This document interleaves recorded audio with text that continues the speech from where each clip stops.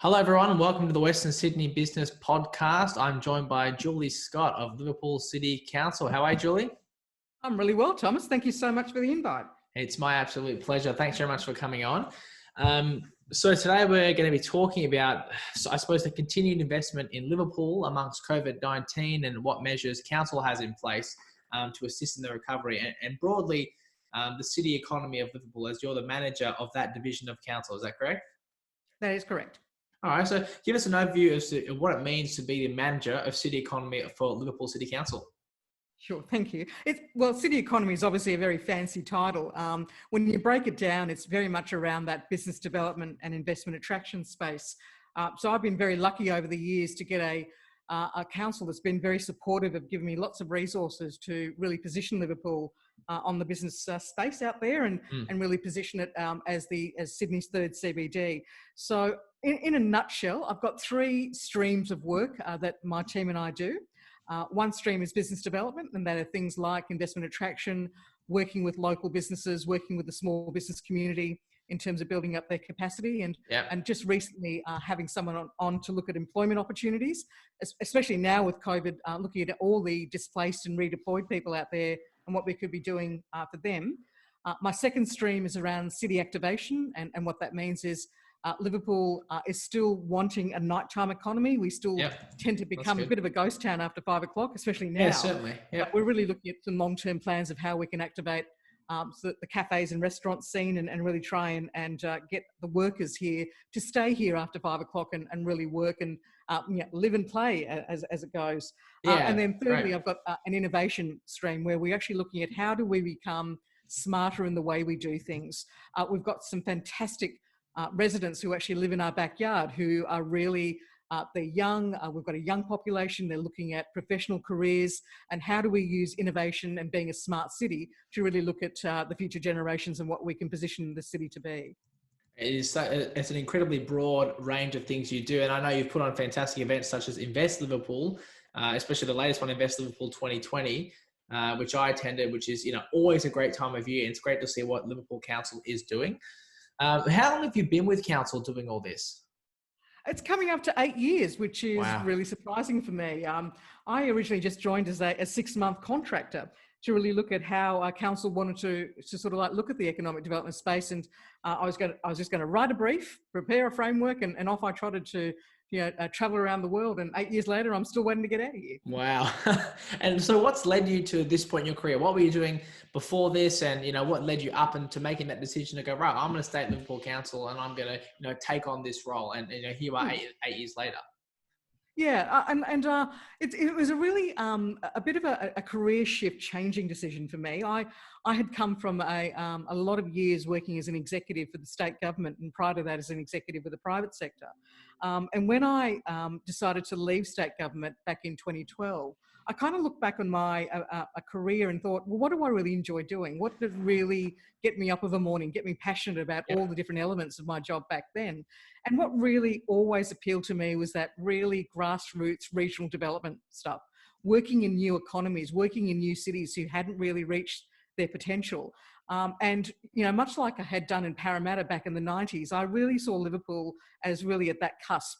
And so I thought, well, okay, how could I use my existing skills around regional development, economic development, investment attraction, and really come back to a grassroots type of level? And that's exactly what's inspired me to be here for the last 8 years. Fantastic. And you're doing a great job. Liverpool is continuing to grow. And I know the appetite from my side of real estate, Liverpool is just attracting more and more attention from people. And that's fantastic. I credit a lot of that to you and the work you and your team are doing. Thank you so much, Thomas. My pleasure. So with COVID-19, the buzzword that everybody's talking about, how has, it's changed the way we work, it's changed the way we do business. So what has that been like for Liverpool's economy that you can see? Look, the immediate impact was obviously to our city centre. We have a really bustling city centre with the Macquarie Mall. We've got a lot of streets with small business, cafes, retailers, specialist shops, and almost overnight, all of that disappeared. You then had this ripple effect of how COVID was affecting the overall economy of Australia. And then you almost had, tens of thousands of people become unemployed overnight. And that really impacted the Liverpool fabric because it is a bit of a cash economy. It is really, really strives from the roots of having lots of migrants come here over the years. And I think that was really hitting hard, that you don't have a lot of people then walking around the city centre. You don't have people walking into shops and talking about, and really having that customer buzz. But saying that, when you then look at some of our other bigger allies around the Liverpool Health Precinct, for instance, we've got the hospital out there. We've just had a couple of universities make Liverpool City Centre their home. And even though, again, they've done it really tough, they're really looking at how they can potentially grow their new markets over the next few years. And so, yep, absolutely acknowledge that we're going to do it tough for a short period of time, but I reckon that we've got a good enough regional economy that we're going to bounce back a little bit quickly more than others. Yeah, that's great. We'll get into this later. We've got a lot of good things happening for Liverpool that will help boost that. So obviously council's taken note of this. Have you and your team put in any initiatives to assist with the recovery, helping the small businesses? Yeah. And we actually based this on the fact that we actually got on the phone very quickly when the federal government announced there was going to be lots of lockdowns and restrictions.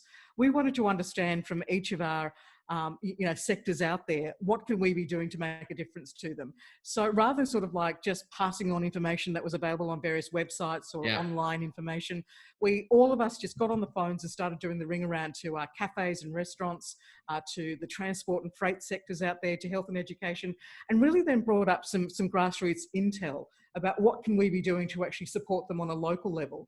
And when we then put together a bit the assistance package that went to council on the 16th of April, that package really reflected how they felt that we could help them on the ground. So it's very community driven. Oh, very, very much. And everything that we do within city economy is based on the feedback we receive for business. I've always been a great believer that I'm never the smartest in the room. A lot of people out there have got a lot more experience than I have.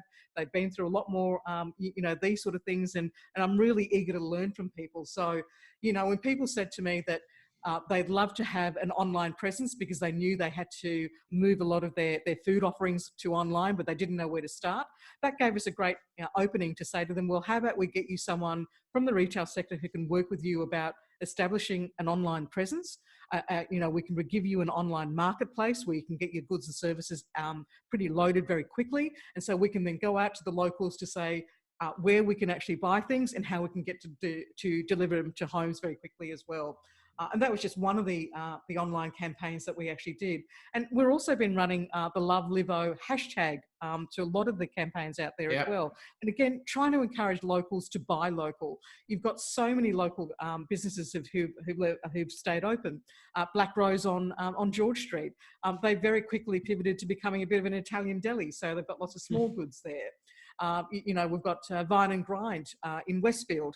And very quickly, they decided to change the way they were offering things out there. So knowing that a lot of people were still doing it tough, it's really good to highlight some of the good news stories that are out there and how can we help, and also provide some financial assistance through our small business grant to really look at how they can improve their business and keep them going. So it sounds like you guys had an absolutely incredible amount to really help out the businesses. I saw a lot of the social media campaigns. I still use the Love Livo hashtag whenever posting about Liverpool. So it's good. Yeah, good to boost that community spirit. Now, one thing I want to talk about, Liverpool does have great infrastructure, right? Rail, you touch on the hospital, educational establishments, you touch on these things. Is Liverpool receiving any funding from these institutions to sort of help boost back the economy? Is anything along those lines happening? Sure. And I might actually touch on the hospital and the universities as we've talked about. Great, go for it. The hospital itself, we were just lucky in timing on this one. So they had put in a very ambitious bid to go to a stage 2 development. Yes. And we got that through the state government budget last year. And so they've been very busy in terms of not only rebuilding parts of the hospital, but actually they're turning around the whole health precinct down through College and Goulburn Streets and Campbell Street as well. You may be aware that we've got the Ingham Research Institute on Campbell Street. Yeah. Well, they're actually doubling in size. Wow. You've got the hospital who's also doing, they're going to be doing an integrated cancer centre and an expanded emergency department, neonatal intensive care and critical care. So Liverpool Hospital's always had a fantastic reputation for what they do. And now we're actually going to be world class and what's going to be there.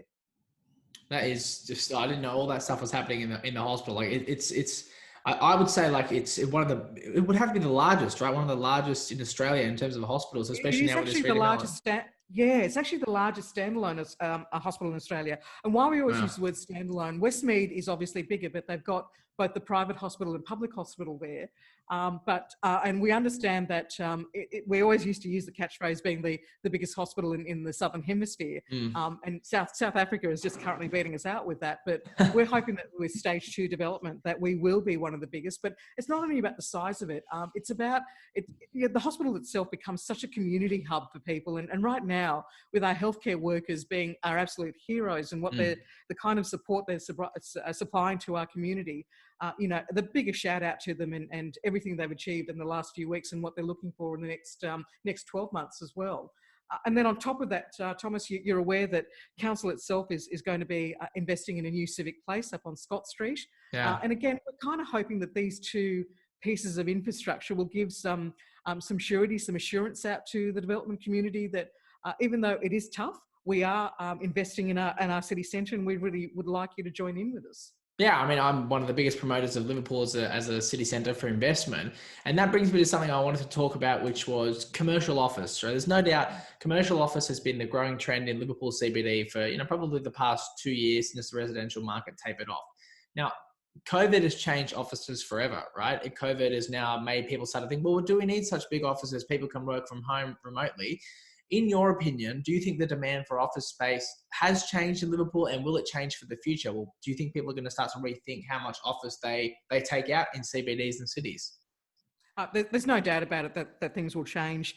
I think as a world, as a generation, we'll be really looking at how do we then operate in the workplace. Do we see ourselves going back 5 days a week into a workplace, for instance, or is there going to be a mixed there? Because at the heart of it, we are fairly social creatures, and I think we all enjoy catching up by and large with our colleagues and getting that social interaction. But are we going to need, 1,200 metre floor plates, for instance? Are we going to need 20-storey buildings still there? Or is it going to flip around to become more mixed use and the flexible workspace and sharing of workspace and services out there? So I think if you and I were having this conversation about a year ago, I'd be saying something different to say there was a burning ambition and desire, I think, from a lot of the development community to really look at some commercial opportunities here. And you may be aware there's something like, nearly 40,000 square metres of commercial that could be built tomorrow. They've all been approved in our DAs. But whether or not that's now going to have to change and whether our investors and institutions will now look at a different way of actually using the marketplace is going to be interesting. And also, I think it's going to be quite competitive. Right now, the rentals and the rental returns for the city or Parramatta are still in that expensive bracket. Liverpool is still relatively, quite competitive in there. Are we going to see a different sort of, tenant want to move into the area? Right, and I think something that I spoke with Lance Chia about was the need for, WeWork and co-working spaces in Liverpool. I think that's probably going to be more prominent than ever off the back of all this, all these COVID issues. I want to shift and talk about the Western Sydney Airport, because that's something that I look at very closely. I get a lot of questions and speak to a lot of people about how this is going to impact Liverpool. Like, this has probably been the largest announcement in Liverpool's history. It's a complete game changer for the region. What sort of increase in demand have you seen for Liverpool since the announcement of the Western Sydney Airport, turning soil? I'll talk about it in two separate levels there, Thomas. And I think you and I have talked about this before. It's wonderful to have the airport in our backyard, but we should just not rely on that just as an employment hub for a longer term. It's a wonderful piece of infrastructure. It'll be surrounded by a good other pieces of infrastructure, including rail and the north-south rail links and the various road upgrades that are happening. But when you really look at what an airport is, it is a bit of a almost like a bit of a hub and spoke model. You've got three major cities surrounding the airport in Liverpool, Campbelltown and Penrith. All three of them in turn are looking at how we can actually improve our employment offerings in each of our city centres. So all three of us have got really bustling innovation precincts in the health and education sectors. So really, it's our cities that are going to be the employment generators at longer term. The airport certainly will start to generate business after 2026. And then we've got the fancy terminology of the aerotropolis, which is also about attracting the freight logistics sectors and all the other supply chain sectors that will come out of that. But what you'll have then in the short term, say in the immediate 5 to 10 years, are companies and anybody really looking to do business through the airport, looking at Liverpool as a viable option of actually setting up shop here. Yeah, okay. I had a community question come in from Kieran Thomas of UDIA, which I think you've covered. It leads into another question of mine. His question was, how will the Aerotropolis feed Liverpool's economy? And my initial other question was, what is Liverpool's place in the context of Western Sydney Airport? So, and I think you've covered that, quite well. Liverpool's ready to go. Is essentially, I've spoken to other people within council and other people that are looking to invest in these markets. Liverpool, you can build a commercial office building tomorrow, if you had a Absolutely site. right. As I mentioned, we've already got a number of commercial buildings that have been approved through our DA process. I know that the development community who are associated with those buildings are actively pursuing tenants and potential long-term lease out of all of that. So if you wanted to have a turnkey solution, we've got that all ready for you. I might give you an example of how that's actually worked out for us. So Please. the airport and the Aerotropolis, state government have done a wonderful job in trying to attract some really big name tenants to be in that area. One tenant in particular, Hitachi, had made arrangements to want to be there, especially around their innovation precinct at the airport longer term. Yeah. But they also saw the immediate opportunities here in Liverpool itself. If you're familiar with Hitachi, they do everything from information technology through to construction machinery and also medical equipment as well. And they love the fact that we had a hospital and a medical precinct in the heart of the CBD, and also having 2 universities as part of that. So they just recently signed an MOU with us and are about to roll out a series of activities and initiatives in the next 12 to 18 months. And I've got at least another 2 other companies that are looking to do the same thing. So it's where Liverpool's been positioned where we are an immediate market for them. We've got access to a fantastic talent pool out there. As you've suggested, connectivity is here as well. So, and a lot of global companies are actually recognising that and making the move right now. Yeah, okay. And do you think I think you will answer this. You definitely will start seeing more of these companies. Well, yes, the Western Sydney Airport may have that flashy name, but Liverpool is ready to go. As you say, you've seen that with Hitachi at the moment. Very, very much so. And when you start seeing, the hospital really growing, and right now you've got global surgeons and global specialists coming here specifically because of the level of work and the specialities that are happening in that hospital, word will get out that, we are part of the larger precinct and the access to the talent pool, the access to the lifestyle. We're one of the few councils out there who've really thought hard about open spaces and making sure that we provide that for the community of healthy living. And I think that's a big draw card for a lot of companies out there these days. Well, it's all certainly happening in Liverpool. So what does Liverpool need to go to the next level? What is really, if anything was holding it back, what does it need to go to that next level? I've got my opinion, which is tenants. But from your point of view, do you see anything that could really push Liverpool to the next stage? Look, it's the tenants, absolutely, Thomas. But I think you and I would agree that Liverpool city centre itself is looking a little bit tired and dated as well. And I think it does need a bit of a major facelift. Yeah, in certain areas could definitely use a facelift and some new development coming in. Yeah, absolutely. And council have recognised that, and they've actually, there's a draft public domain plan that's out there for consultation with people. And we've got a really ambitious 10-year program of how we're actually going to then change the city centre, from the streets and the laneways through to the car parks and the parks and reserves. And what I'd like to say to the private sector, in particular in the development community, the council is putting money where its mouth is. It really is investing in its city centre. It's looking at how it can position itself out there for our growing community. And I'd hope that the private sector could actually see the opportunities that will bring and really being, helping us transform a city of the future. I think you've answered my next question, which is, what would you say to anybody listening now thinking about investing in Liverpool or setting up a business in Liverpool? And I think you've nailed that perfectly. Look, what other exciting things are coming up for the remainder of the year and over these next 6 months for Liverpool that we can keep an eye out on and stay in tune with?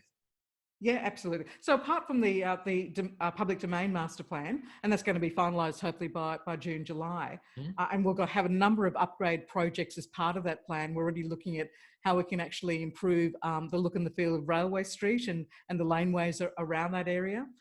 We're about to go on exhibition with our LEP, which is the land use are planning, and that's going to be shaping about how we're growing as a city over the next few decades. We've got obviously all the infrastructure that's going out to the airport, a thing called our FAST corridor, which is the rapid transit corridor out to the airport. So council's taking the lead with all of that. The Liverpool Civic Place early works starting off hopefully in August, September. Yeah, excellent. And also we've actually had to flip the way we deliver our events. So as you may be aware, we used to deliver not only in economic development, but also across council. We'd have something like 300 events that we'd hold right throughout the LGA. And of course, we've had to really look at how we can then hold that online. And so we've got a really ambitious digital event program that's kicking off. In fact, it's already kicked off. And so you've got the Love Livo Live, you've got the Powerhouse and a lot of library events that have just gone online. And that's all leading up to a national conference that we're having back in November, talking about building a resilient economy and building a resilient community. And how can we take learnings and lessons from the last little while, and how can we prepare not only business but our overall community to make sure we come out a bit stronger in all of this. I think you've given a fantastic overview of what's coming up for Liverpool in the next 6 months. I look forward to that event in November. And Julie, thank you so much for coming on the podcast. You've given a fantastic overview of Liverpool's economy and the great work you and your team are doing at council. I'm always super impressed with what's happening in Liverpool Council. You're one of the best councils to deal with, and you're always forthcoming with great information as to how to promote your city. So congratulations on that. Thank you so much, Thomas, and thank you always for all your support and your constant promotion of Liverpool. We couldn't do it without you. It's my absolute pleasure. I look forward to having you on another episode, Julie. Thank you. You take care. Speak to you soon. Bye. Okay, goodbye.